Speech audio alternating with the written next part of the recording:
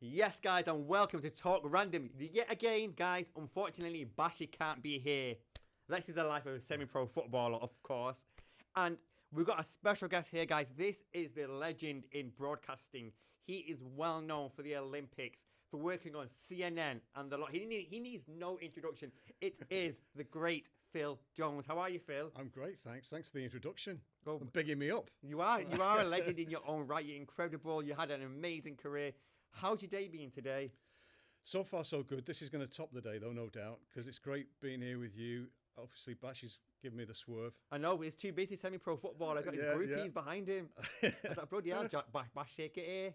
But he's signed to Charlie now. I was like, all right, that's it then. He's left us now. But it's great to be here with you, and we're going to talk, what, careers? We're talking about your career, we're talking about mental health, resilience, and how to come out on the other end. So you've had a phenomenal career, no doubt. How did your career start? I started just down the road from here. We're here in the UA92 studios. The best. Yeah. My red chair. And yeah, I'm a Salford lad, born and bred, and I started work at a Salford-based press agency when I was sort of 19, 20. Working. Did you have a lot of hair then? Yeah, I did have a lot of hair. And it was dark then as well, by the way. Have you got any pictures of your hair then? Yeah, I need to dig some out, really, don't I? I'll show you. Well, yeah. Don't share them around too freely. There was less weight and more hair. No. And so that's where I started out, really, working for Manchester Evening News a little bit, bit of radio stuff, but all from the agency. Mostly sport, some court reporting, and then just sort of developed through doing things. And did you always want to go down that route? From a pretty early age, I sort of knew, to be honest, Abs, I started off maybe about 12, 13 thinking I want to go down the medicine route. So I picked all my options. Doctor. Yeah, I thought I was going to be a doctor, but then realised I wasn't quite up to it. I'm scared. I'm squeamish of blood and all that. For me, I think for me, if I was in medicine, I'll be chatting to the patients all day. I won't be doing anything. But oh gosh, I've got someone help them, but I chat to them. It wasn't so much the blood and things for me. It was, am I going to get A grades in physics and chemistry and biology? And no, I'm not. So I changed my subjects and started to do more of the arts and history and all that kind of thing. Best thing I ever did. And you never know, you can still be a good doctor, but yeah, the best thing you ever did. Well, maybe I've got, I might not have a bad bedside manner, but don't trust me with anything else beyond that. All right. And then, so you started off in radio, like Key 103. It's the hits now, isn't it? Yeah. So what was that like for you, like going into real life, working radio studio? Well, again, that was as part of the agency. So I was there for about 5 years. So bit by bit, little bits of work were added to my workload, if you like. So I started out doing local newspaper stuff for the Manchester Evening News, the Saturday Pink that used to exist back in the day. That was the Saturday sports paper that came out as final results were coming in. The Pink came out, basically, and it was all sports-based, and it was pink-coloured. So before, like, social media? Yeah, this is way before social media.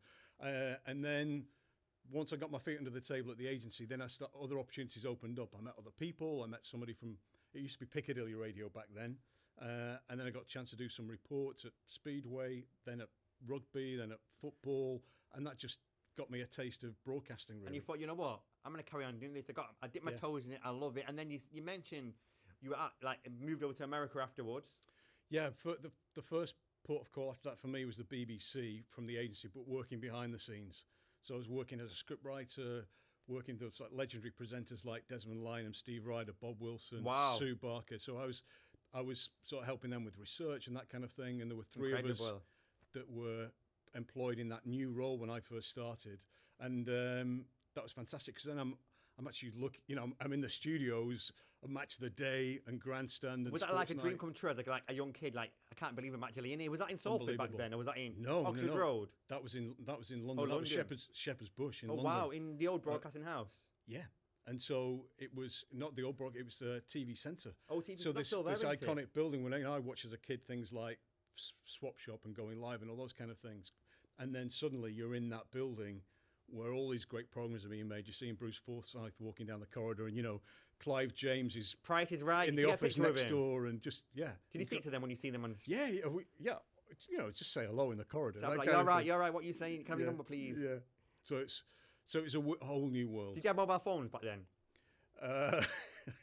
You make me sound No, really you're old. Because Bruce Forsyth is a bit old, isn't he? Yeah, he is, or was. 1992.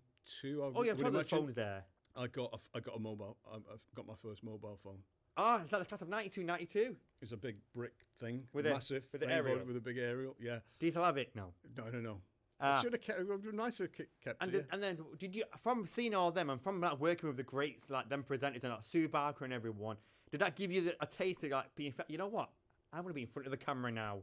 Yeah, the people that had hired me to do that job were kind of trying to push the three of us that had started together a little bit down the production route, like become assistant producers and then producers and editors beyond that. And I couldn't quite add that up in my mind because I thought, well, we're journalists. We came from journalistic backgrounds. So why do they now want us to do this production thing? It didn't add up for me. So I still wanted to be a journalist and do something journalistic. So I started to explore other avenues and seeing what I could do, and did a little bit with Newsround and. I remember Newsround. Do you remember? Oh my gosh, I forgot that guy's name. Newsround. John Craven's a legend on Newsround. No, my one was Enzo. Lizzo. Lizzo, that's it. Yeah, he's still in BBC News now. Yeah, so that's the route I wanted to go down. And then one of the editors in BBC Sport heard that I was looking to leave and gave me the opportunity to do some voiceover work. Oh, nice. On Match of the Day. But I had to do a test first, do a test run. And when he was happy that I was What was it like hearing your own voice on telly? Weird, it's still weird. Do you still remember the moment? I remember submitting the test tape because I was so nervous, and there were two editors watching it, two of the big bosses. And then it was basically a yes or a no at the end of it. And thankfully, it was a yes. And that's how your career started off, basically. Then, yeah, someone giving you that chance and believing in you, say, you know what, I want to be a presenter, I want to be a journalist, and someone heard you were leaving and thought, you know what, Phill Jones is too good to let go.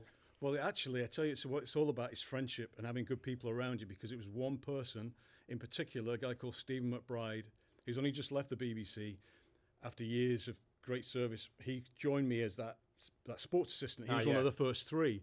It was him in Barcelona at the Olympics in 1992 who had a word with the editor, a guy called Brian Barwick, who wanted to be chief of the FA, and said, you're going to lose Phill if you don't give him a chance. So it was the friendship thing that without that word to Brian, it wouldn't have happened. And so I'm ever thankful to Steve. And speaking about giving you a chance, from that chance, your career has elevated into an incredible place. Like you interviewed the likes of Usain Bolt, Greg Rutherford. You build a good rapport with all of them. You're on the sideline. How do you feel like you just won? And you're that guy. How was that for you, that moment?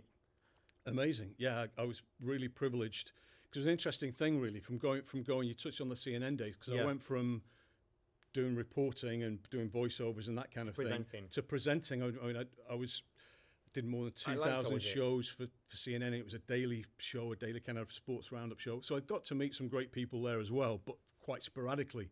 Then when I came back to the UK in 2002, I decided, I was still doing a bit of presenting, but I wanted to do more interviews and kind of get out there and see people. So I got more opportunities.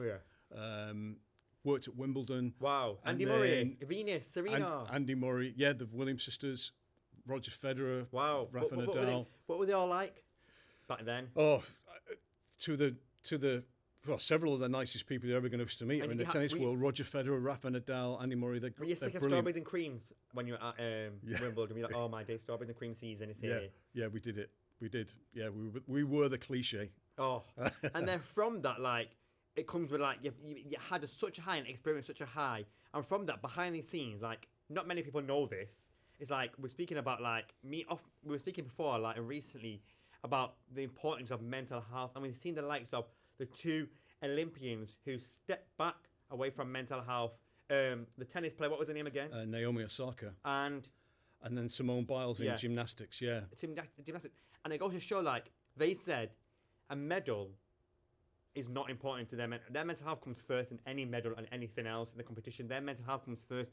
And at first, they got a lot of stick for it because they're sports stars. And you should go through this. They had a lot of stick from it. And for me as well, especially they're two females in a male-dominated industry sports, not many people speak about how they're feeling, and mental health is such a relevant topic at the moment. Yeah. And what do you feel about when they step back and their hate some of them got? Yeah, well, I wouldn't condone any kind of backlash and hate. That's just ridiculous. But that's small-minded, and that's how some people are. We unfortunately kind of have to accept that's the way of the world, certainly on social media.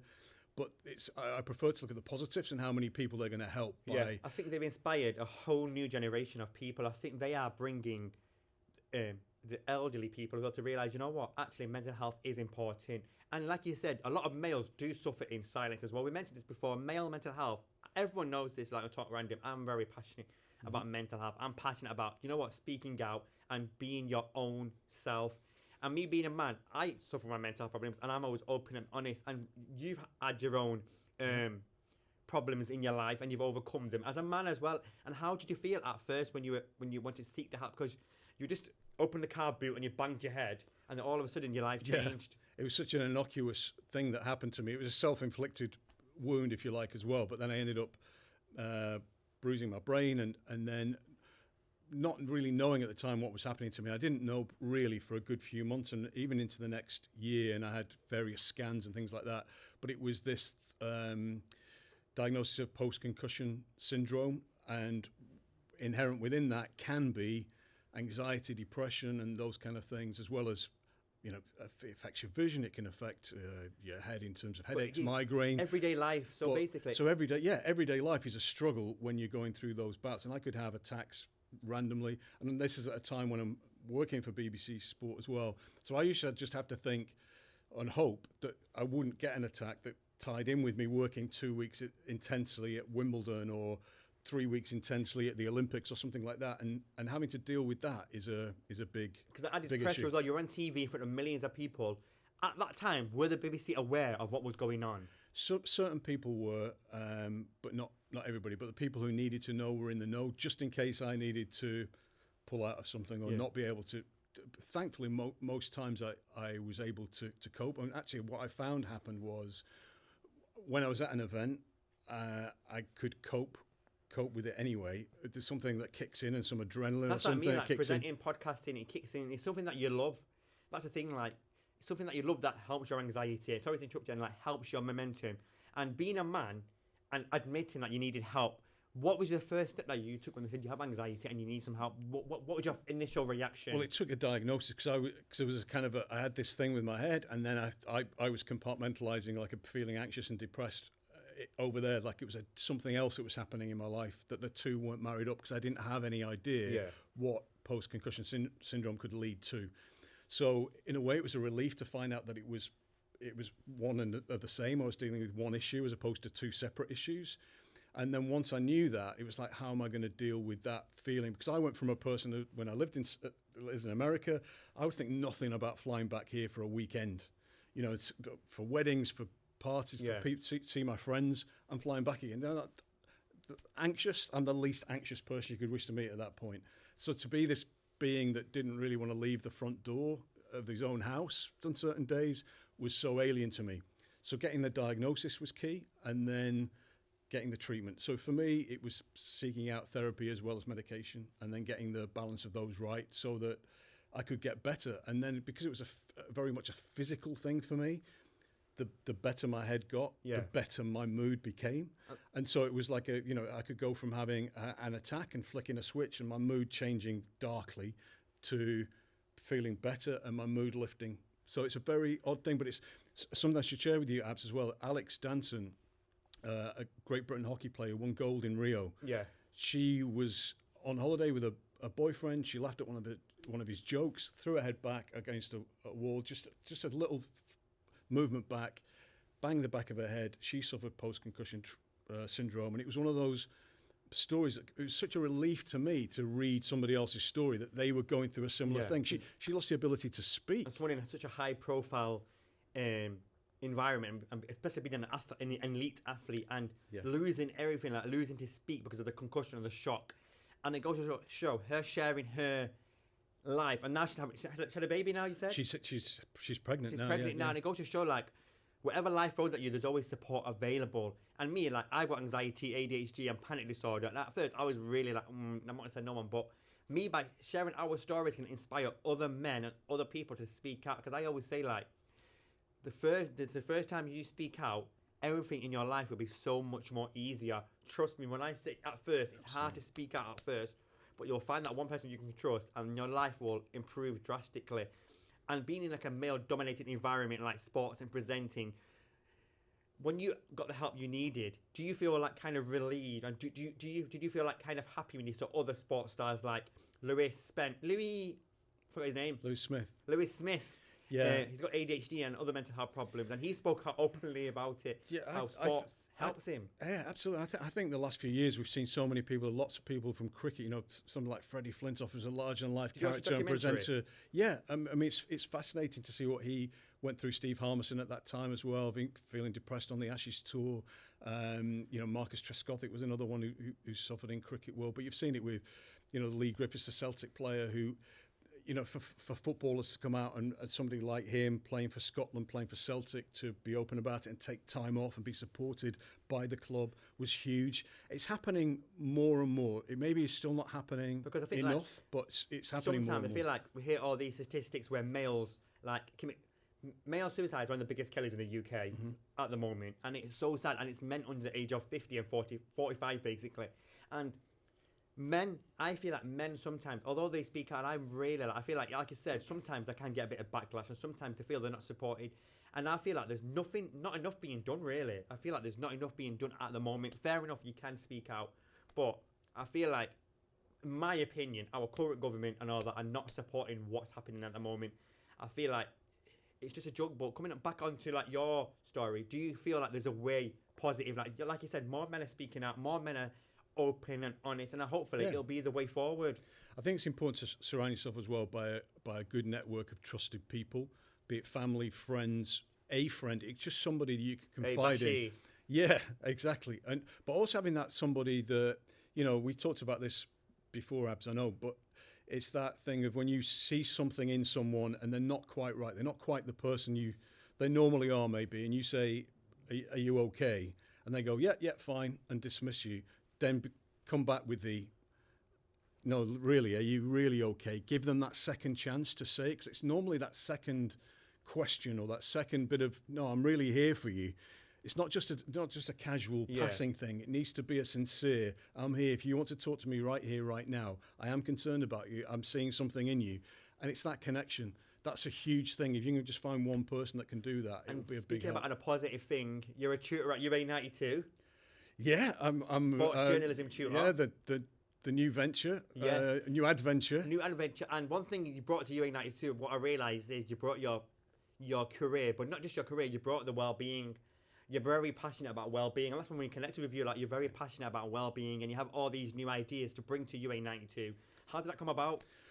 Well, yeah, it just comes from the passion and knowing how important it is, and having gone through it myself and knowing lots of other people that do, and a lot of people suffer in silence and don't talk about it. And there are layers of it. Look at what happened to me. It was just an innocuous accident, but it happened, and so that affected my life for the next decade. So it's just getting the word out there, whatever you're suffering at whatever level, whatever's caused it, sharing the knowledge, sharing the wealth. And here at UA92, we're going to launch very soon something which I think I'm allowed to tell you. It's called Mind Matters, which is going to be a big part of the website. And so we've got an exclusive here. Anybody that comes through the university, any guests, anybody. So it'll be talking about not only dealing with mental health, but also the well-being side of it and resilience in the workplace. And UA92 implements the resilience, and that's at its core values, well-being. It's not just mental health, but resilience, about overcoming other things. Well-being could be a lot of things. And your well-being comes first and foremost out of everything, and always put yourself first. But Phil, it has been an absolute pleasure. I can't believe I got the legend Phill Jones. Finally, I talked Rodney. This guy is a legend in his own right. And I'm just really happy you're on it, and thank you for sharing your words of wisdom. Oh, well, I'm delighted to be here. The best guy, Phill Jones. Thanks a lot, Abs.